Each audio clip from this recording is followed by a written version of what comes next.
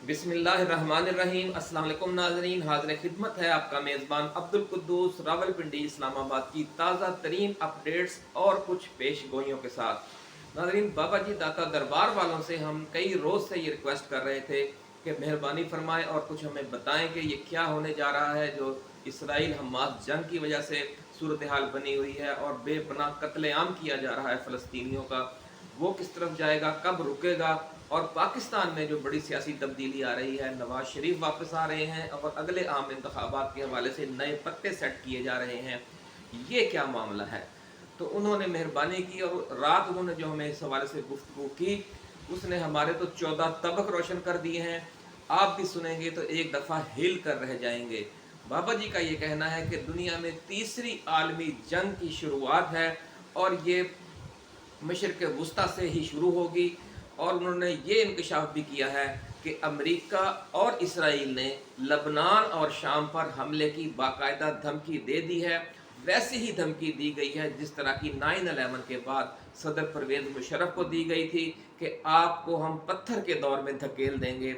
ऐसा ही कहा गया है हिजबुल्लाह को भी और लबनान की हुकूमत को भी और शाम की हुकूमत को भी। और ज़राए का ये भी कहना है, बाबा जी ने जो गुफ्तगू की वो हमने फिर कन्फर्म की, कहा कि वाकई यही सूरत हाल है और वाकई जो सूरत हाल में एक ठहराव आया हुआ है उसकी वजह भी यही धमकी है। नाज़रीन, इस वक्त सूरत हाल ये है कि ना तो रूस और चीन कोई वाज़ेह मौक़िफ़ इख्तियार कर रहे हैं और ना ही ईरान, तुर्की और सऊदी अरब। और ये सूरत हाल इसलिए पैदा हो गई है कि अगर वो थोड़ा सा भी हरकत करते हैं या अमेरिका और इसराइल जिस पैमाने पर तुले हुए हैं मलिया मेट करने के लिए पूरे मशरिक़ वुस्ता को, अगर वो उसे चैलेंज करते हैं तो बेपनाह जानी नुकसान का खदशा है। इसलिए ज़राए का अब ये कहना है कि जनूबी लबनान से बड़ी तेज़ी के साथ जो अवामी इनखला है वो शुरू है पिछले 3-4 रोज़ से। और जो जंगजू हैं पूरी दुनिया से वो जनूबी लबनान और शाम में इकट्ठे हो रहे हैं। तो इससे एक अंदाज़ा ये भी होता है कि जो ये चैलेंज दिया गया है अमेरिका और इसराइल की तरफ से जनूबी लबनान और शाम पर हमले का, उसे उसी तरह से कबूल नहीं किया जाएगा कि जिस तरह पाकिस्तान ने किया था और 100% ताउन शुरू कर दिया था अमेरिकी हुकूमत से। ये ममालिक वक़्त आने पर इस चैलेंज को कबूल करेंगे और एक खौफनाक जंग का आगाज़ हो जाएगा।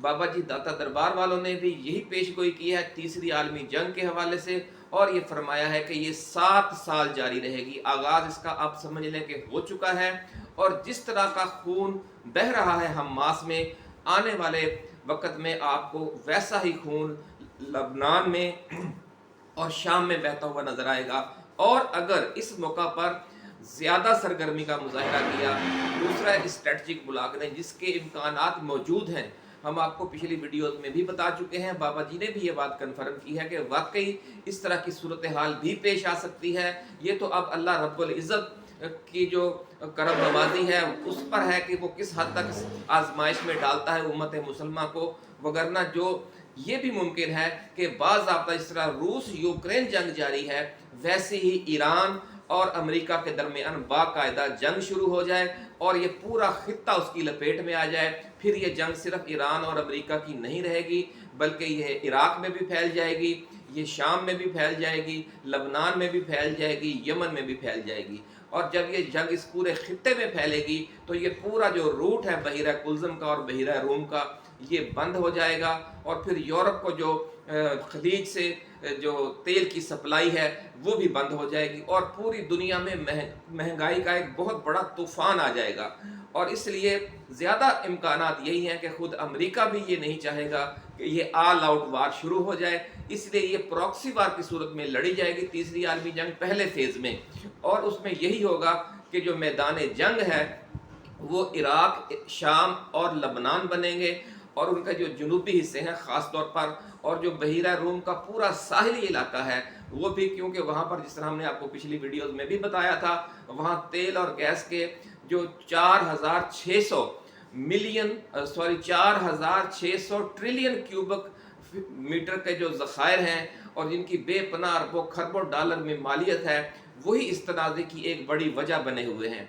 दूसरी बात जो बाबा जी दाता दरबार वालों ने बताई है वो ये है कि जो नवाज शरीफ हैं, जिस एजेंडे के साथ और जो यकीन दहानियाँ करवा कर वतन वापस आ रहे हैं इक़्तिदार संभालने के लिए, वो बहुत उसका वज़न ज़्यादा होगा और जो उनके लिए गर्दन तोड़ होगा। ये जुमला उन्होंने इस्तेमाल किया कि ये जो वज़न है इतना ज़्यादा होगा कि वो गर्दन तोड़ साबित होगा और नवाज शरीफ ये शायद कीमत अदा ना कर पाएँ, और इसका नतीजा ये भी निकल सकता है कि उन्हें अपनी जान, अपने जो ख़ानदान और अपनी पार्टी के हवाले से कोई ऐसी कीमत चुकानी पड़े जिसका अभी कोई अंदाज़ा भी नहीं कर सकता। बाबा जी का ये कहना है कि जो नया सूरत हाल बन रही है दुनिया में, इसमें इस वक्त सिर्फ 2 ममालिक ऐसे हैं जहाँ से अमेरिका को ठंडी हवा आएगी। वो डायरेक्ट या बराह रास्त तो अमेरिका की सपोर्ट नहीं करेंगे, लेकिन वहाँ से जो मार्शल्लाई हुकूमतें हैं या जो नीम मार्शल्लाई हुकूमत नवाज शरीफ की होगी, उनकी तरफ से अमेरिका के साथ मिलकर चलने की कोशिश की जाएगी।